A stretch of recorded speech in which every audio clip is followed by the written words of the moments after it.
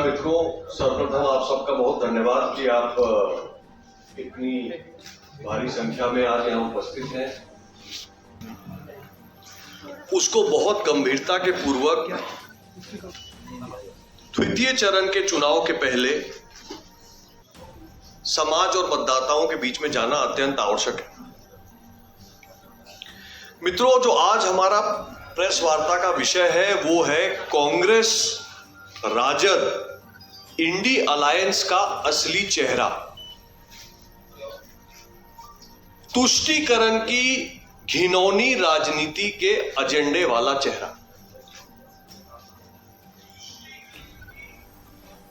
तेजस्वी जी अभी लगातार हाल फिलहाल में कह रहे हैं कि लोकसभा का चुनाव है तो मुद्दों की बात की जाए, तथ्यों पर बात हो। तो आज हम तुष्टीकरण के मुद्दे पे बात करेंगे और तथ्यों के साथ कुछ प्रश्न मैं आपके सामने रखूंगा। सर्वप्रथम मैं एक बैकग्राउंड से स्टार्ट करूंगा, एक पृष्ठभूमि से स्टार्ट करूंगा। उसके उपरांत मैं कुछ प्रश्न आपके माध्यम से इंडी अलायंस के नेता और बिहार में इंडी अलायंस के चेहरे तेजस्वी यादव के समक्ष में रखना चाहूंगा। बैकग्राउंड से शुरू करते हैं मित्रों। अभी कुछ दिनों में काफी चर्चा में आया कि कांग्रेस और इंडी अलायंस का एजेंडा अल्पसंख्यक समाज को लेकर किस प्रकार से है। शुरू करते हैं सर्वप्रथम राहुल गांधी जी से। 5 अप्रैल को कांग्रेस ने घोषणा पत्र जारी की और राहुल गांधी जी के शब्द मैं कोट कर रहा हूं। उन्होंने कहा कि देश का एक्सरे कर देंगे। उनके शब्द हैं, देश का एक्सरे कर देंगे, सर्वेक्षण कराएंगे जाति का, धर्म का और संपत्ति का। 6 अप्रैल को तेलंगाना की एक रैली में राहुल गांधी जी ने आगे कहा कि सर्वेक्षण के बाद जितनी आबादी उतना हक। इस नारे को राहुल गांधी जी ने सामने रखा और स्पष्ट कहा कि वेल्थ सर्वे यानी संपत्ति का सर्वे कराया जाएगा, यह हमारा वादा है। अब उन्होंने ये बात जो रखी उसको कांग्रेस के मैनिफेस्टो से जोड़ते हैं, जिसकी प्रति मैं लेके आया हूं। आप सबने देखा ही होगा, ये कांग्रेस का मैनिफेस्टो है। इस मैनिफेस्टो के पेज नंबर 8 से मैं पढ़ रहा हूं, इसको जरा गौर से सुनेंगे। कांग्रेस अपने मैनिफेस्टो में साफ कहती है, अल्पसंख्यक सशक्तिकरण आवश्यक है। कांग्रेस यह सुनिश्चित करेगी कि अल्पसंख्यक को शिक्षा में, सरकारी नौकरी में और पीएसयू में उचित अवसर प्रदान हो। यह कांग्रेस का मैनिफेस्टो कहता है। अब आगे बढ़िए। कांग्रेस की ये जो बात है ये अचानक से नहीं आई है दोस्तों। इनका ये हमेशा से एजेंडा रहा है, तुष्टीकरण का एजेंडा, वोट बैंक बनाने का एजेंडा। और इसका मैं कुछ सच आपके सामने रखता हूं, आपको ध्यान होगा ये 2024 के चुनाव में जो घटना हुई है इसको थोड़ा जोड़िए। मैं आपको पीछे ले चलता हूं।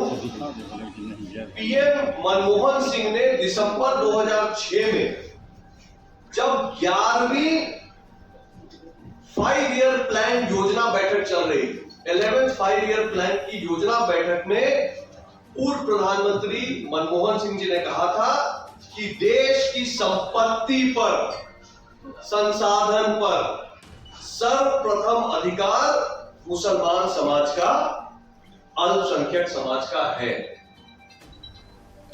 और ये खाली एक बयान नहीं था। लोग कहेंगे कि ये सब तो आरोप है, कैसे लागू होगा, क्या होगा, मैं थोड़ा उस पे आता हूं। ये सिर्फ बयान नहीं है दोस्तों, मैं आज आपके सामने आया हूं सच्चर कमेटी की रिपोर्ट के साथ। दिसंबर 2006 में प्रधानमंत्री मनमोहन सिंह जी ने कहा कि मुसलमान समाज जो है उसका सर्वप्रथम अल्पसंख्यक समाज का पहला अधिकार है देश की संपत्ति पर। उसके पीछे सच्चर कमेटी की रिपोर्ट थी।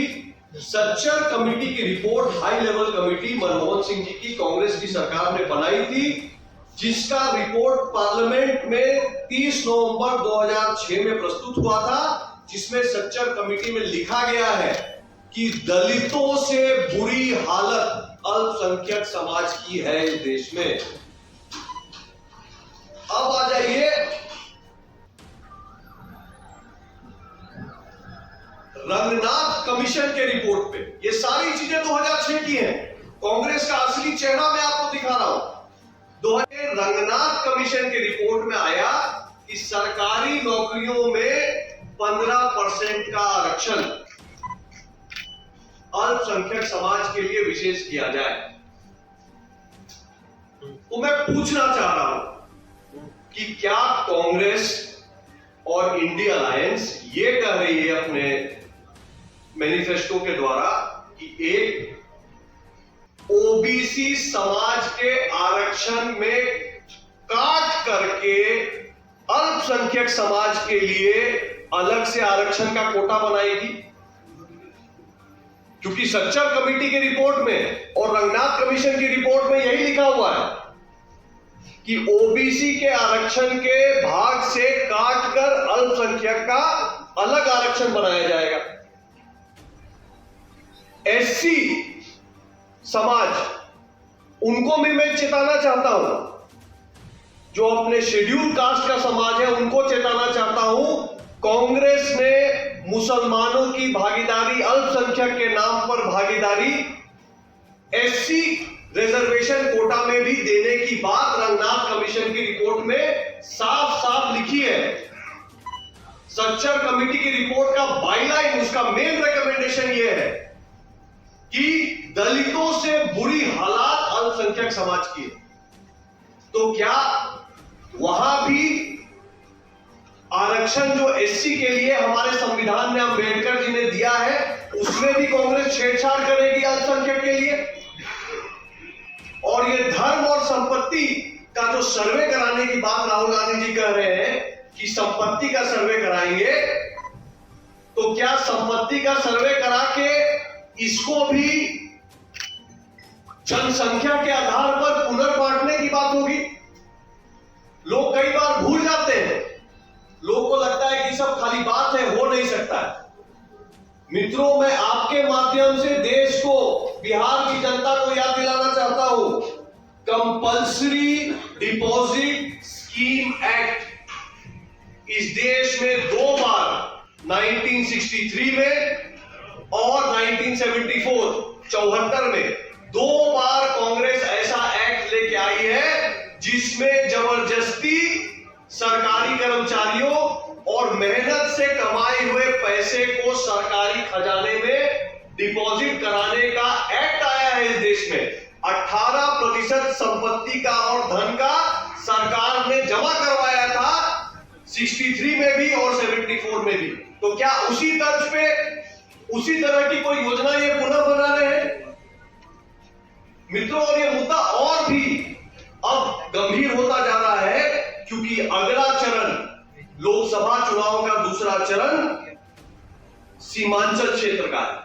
और अगर इस तरह का कोई योजना कांग्रेस, इंडिया अलायंस और तेजस्वी यादव जी बना रहे हैं, तो उसका सबसे बड़ा झटका सीमांचल में ही सबसे पहले लगेगा। सीमांचल आज बिहार का ऐसा क्षेत्र है जहां बहुसंख्यक समाज अल्पसंख्यक हो चुका है, ये हम सबको पता है। तेजस्वी जी कहते हैं कि मुद्दे की बात की जाए तो सीमांचल का चुनाव सर पे है। सीमांचल के मुद्दे की बात मैं कर रहा हूं। सीमांचल का सबसे बड़ा मुद्दा है वहां का सामाजिक समीकरण। सीमांचल में सबसे बड़ा मुद्दा है वहां का घुसपैठ। सीमांचल का सबसे बड़ा मुद्दा है वहां पे आतंकवादी तत्वों को संरक्षण। सीमांचल का सबसे बड़ा मुद्दा है वसूली, जिसके वजह से धमकी वसूली के वजह से वहां से कारोबारी भाग रहे हैं। सीमांचल का सबसे बड़ा मुद्दा है हमारी माताओं और बहनों की सुरक्षा। हमारी मां बहनें उस क्षेत्र में कई जिलों में, सीमांचल के कई जिलों में अपने आप को बहुत असुरक्षित पाती हैं। सीमांचल का मुद्दा है गौ तस्करी। तो मैं तेजस्वी जी से, जो कि इंडी अलायंस के चेहरा है बिहार में, क्योंकि पहले चरण में कांग्रेसी तो कोई आया ही नहीं बिहार के कैंपेन में, तो तेजस्वी जी ही अगर कैंपेन लीड कर रहे हैं इंडी अलायंस का, तो तेजस्वी जी से मेरे 5 सवाल है सीमांचल के मुद्दे पे और इस पृष्ठभूमि के मुद्दे पे। तेजस्वी जी आप स्पष्ट करिए कि कांग्रेस के मैनिफेस्टो में लिखा है, सच्चर कमेटी रंगनाथ कमीशन की रिपोर्ट का आधार देते हुए पूछता हूं कि क्या आप कांग्रेस को मदद करेंगे ओबीसी के आरक्षण में छेड़छाड़ करके अल्पसंख्यक को आरक्षण देने में? पहला सवाल। दूसरा, क्या आप कांग्रेस के मैनिफेस्टो और उनके सोच से सहमत हैं कि अल्पसंख्यक समाज का कोटा शेड्यूल कास्ट में भी होना चाहिए? सीमांचल की जनता की परेशानी को देखते हुए तेजस्वी जी बताइए, मेरा तीसरा सवाल, एनआरसी लाके इस देश में घुसपैठियों को बाहर करने की जो प्रधानमंत्री जी की योजना है, क्या आप उसका विरोध करेंगे? क्या आपको नहीं लगता है कि सीमांचल में घुसपैठ पे रोकथाम होनी चाहिए? आप बताइए तेजस्वी जी कि इस देश में प्रधानमंत्री मोदी के तीसरे बार पीएम बनने के बाद यूनिफॉर्म सिविल कोड, यानी सर्व नागरिक को समान अधिकार लाने की बात हो रही है। किसी को विशेष अधिकार ना होना चाहिए। हम सब भारत मां के बेटे हैं, बेटियां हैं और हम सब के अधिकार समान होने चाहिए क्योंकि हम एक समान नागरिक हैं। इस सोच के साथ यूनिफॉर्म सिविल कोड लाने की बात भाजपा ने अपने मैनिफेस्टो में स्पष्ट रखी है। सीमांचल की जनता, बिहार की जनता जानना चाहती है कि आपका यूनिफॉर्म सिविल कोड पे क्या मत है तेजस्वी जी। और सबसे बड़ी बात कि अगर कांग्रेस कह रही है कि देश की संपत्ति पर सबसे छोटे से छीन के दिया जाएगा, तो क्या अगर उनको आरक्षण मिलता है तो अगर ऐसा कोई राहुल गांधी बात करे तो आप लोग अल्पसंख्यकों के आरक्षण के लिए विरोध करेंगे तो उनको नहीं मिलना चाहिए? मैं इस पे गृह मंत्री अमित शाह जी के हाल के इंटरव्यू को कोट कर रहा हूं।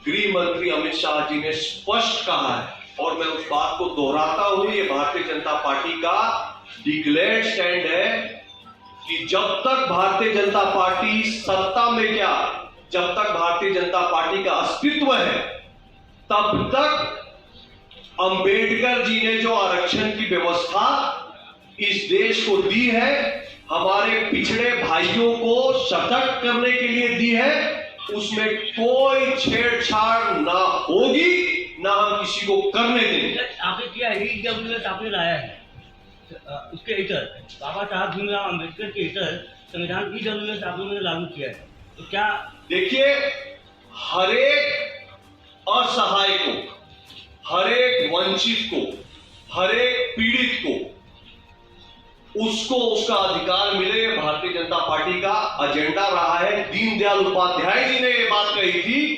अंत्योदय की, जो आप जो चुनाव लड़ रहे हैं इसमें मछली, अंडा, संतरा, किडनी इस सब्जेक्ट पे लड़ रहे हैं, आपका बेसिक सब्जेक्ट पता क्यों नहीं हो रहा?